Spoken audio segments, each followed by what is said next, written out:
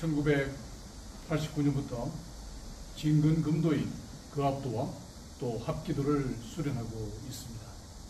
횟수로는 34년 세월이 흘렀습니다만 항상 아직도 부족하고 미흡한 저 자신을 느낍니다. 저의 스승 청석 이면수 총사님께서는 항상 저에게 강조하는 것은 먼저 거합의 정신은 남을 결코 먼저 해하지 않으며 그렇다고 해서 남이 공격할 때 일방적으로 당하지도 않는 그런 무사의 정신을 늘 강조하고 계십니다. 최근에 빈발한 그 무조건적인 공격, 이유 없는 범죄, 이런 속에서 남자든 여자든 결코 방심할 수 없는 그런 사회를 우리는 살고 있습니다. 돌아보면 정신적인 그 질환을 겪고 있는 사람도 너무나 많습니다.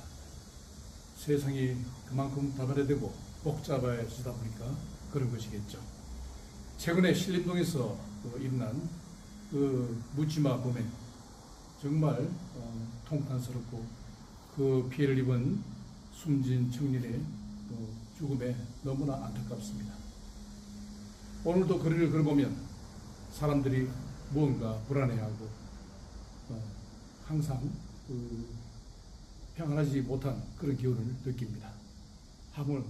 하물며 그 범죄가 일어난 그 지역 주민들은 또 어떠하겠습니까? 그래서 우리는 항상 남을 가릴 것 없이 항상 그 위험에 또 대비하고 스스로 몸을 지킬 수 있는 그런 생각을 늘 염두에 두고 살아가지 않을 수 없는 그런 세상이 있다는 것을 우리는 각자 명심해야 할 것입니다. 가장 좋은 방법은 내가 그 위험에 노출되지 않는 것입니다. 예를 들어서 신호등을 건널목에 차가 지나가려고 하는 것도 이왕이면 한 걸음 더 물러서서 최소한 차량이 불시에 인도를 침범한다 할지라도 내가 충분히 피할 수 있는 그런 공간에 서서 신호를 기다리는 것이 더 안전하겠습니다. 그리고 가장 중요한 것은 내 스스로 그 살기를 느끼는 것입니다. 무사시대에서는 항상 저기 내습이 인간이 취할 수 있는 5만 가지 방법으로 내습을 해왔고 또 무산한 것을 대비해 왔습니다만 현대를 살아가는 우리 또한 그런 것들을 의식하지 않을 수 있는 세상이 됐다는 것에 통탄하면서 먼저 우리가 살기를 느껴야 됩니다. 그래서 이왕이면 내가 다른 사람과는 1mm 이상 거리를 유지하는 것, 또 내 배후에 사람이 서 있지 않도록 하는 것, 그게 중요합니다. 그리고 불안정한 자세에서 내가 머리를 숙이고 있다든가 또 자세가 흐트러진 모습을 보면 언제든지 나 또한 그런 범죄의 대상이 될 수 있다는 것을 명심해야 할 것입니다. 일단 상대가 칼을 들고 덤비면 누구나 그 칼의 그 기운에 질려버립니다. 그래서 저희들처럼 아주 긴 칼을 사용하고 있는 무사 수련인이라 할지라도 항상 큰 칼이든지 작은 작은 관계없이 경계를 늦추지 않고 항상 긴장을 합니다. 그런데 불시에 이와 같은 그 칼을 들고 무자비하게 덤벼드는 그 사람을 봤을 때 어떻게 해야 되겠습니까? 일단은 안전한 거리를 띄워야 합니다. 띄우고 내 손에 우산이 있든지 아니면 부근에 자그마한 강목이 있다든지 무엇이든지 관계없습니다. 일단 그 검기에 눌리지 않고 빨리 내 손에 그것을 확보해서 일단은 상대의 칼을 든 손목을 타격을 줘야 합니다. 대부분의 범죄들이 칼을 이렇게 들지는 않습니다. 보시다시피 이렇게 들고 타격을 줄 수는 없습니다. 반드시 이러한 자세가 될 것입니다.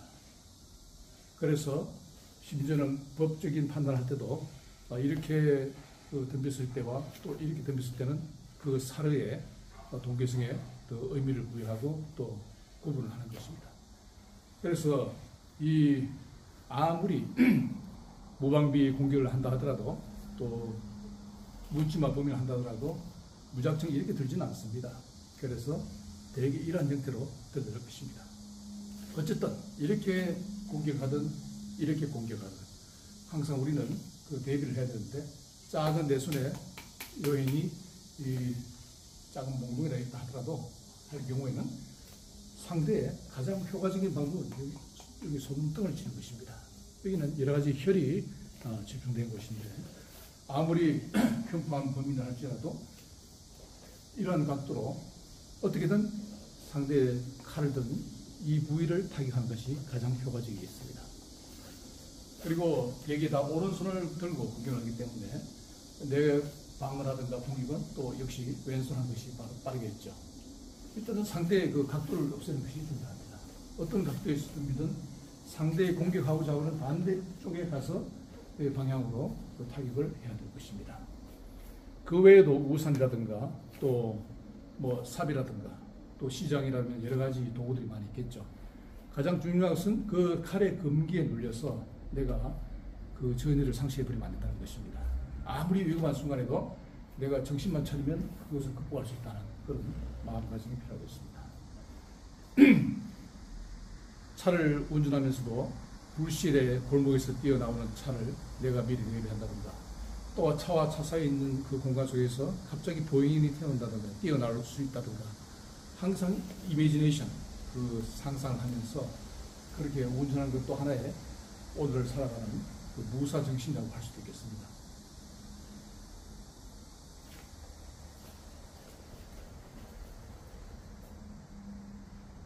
금도를 수련하면서 특히 이 진검금도 또 이 수련도라고 합니다만 여기에도 저희들은 항상 병원에 가서 정신적인 건강 진단 모든 검진을 한 후에 관할 경찰서에서 총포 도금 소지법에 따른 그 도금 소지 면허를 획득하고 비로소 수련에 임하고 있습니다.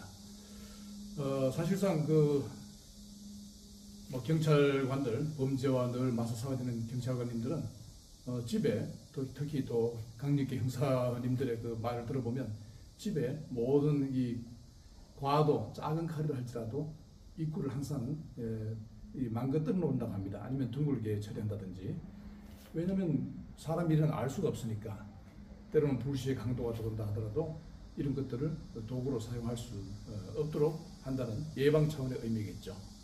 그리고 항상 이 칼이라든가 아주 흉기들은 위험한 도구들은 아무데나 이렇게 무방비하게 두어서는 안 됩니다.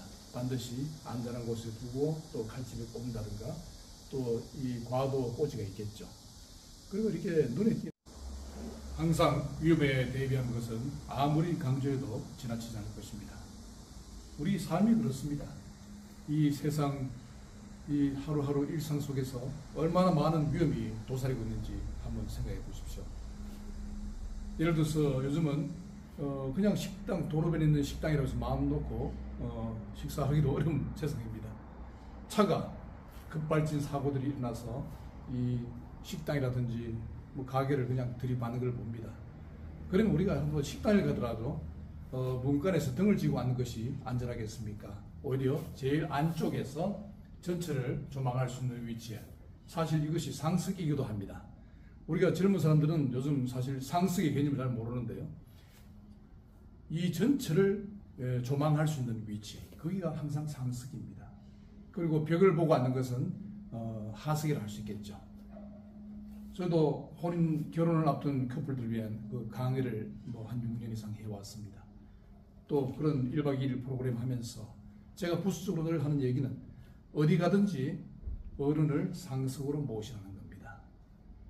육중한 문을 열고 들어갈 때도 내가 먼저 문을 열고 어른 혹은 또 노약자, 여성분들을 들어가게 하는 것도 하나의 그 위험에 대비하는 것이 되겠죠.